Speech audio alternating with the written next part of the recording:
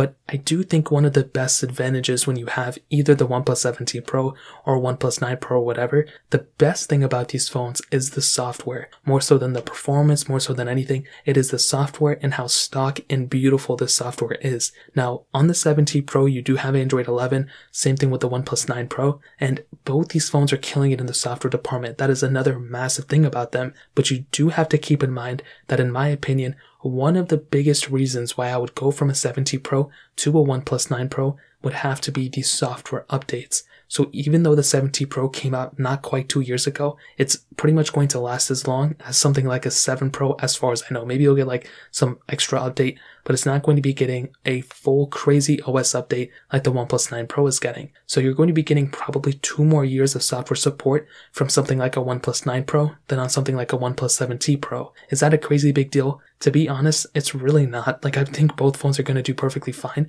and you do have a lot of root and customizability and custom ROMs that you have on something like a OnePlus 7T Pro, but I still think the OnePlus 9 Pro is a very good device, and it's going to outlast the OnePlus 7T Pro as well, so that is another massive change. But even that isn't that crazy big of a difference compared to another area, which is actually the battery life. So first of all, the OnePlus 7T Pro had a 4085 mAh battery. The OnePlus 9 Pro has a 4500 mAh battery. So it's a good, bigger battery, and it's a, bigger upgrade, which is something I like. But the best thing about this battery on the 9 Pro is that you do have wireless charging and reverse wireless charging, which is massive. You have those types of capabilities on the OnePlus 9 Pro where you don't have it on the 7T Pro. Is it a crazy big deal? To be honest, it's totally up to you. Do you use your, wireless devices a lot? If you do, then something like a 9 Pro is definitely going to be better. But the 7T Pro, as I mentioned, is still a really good device too. So in terms of both those phones, that's pretty much how I would kind of compare probably one of the bigger upgrades you're going to be getting if you're moving from a 7T Pro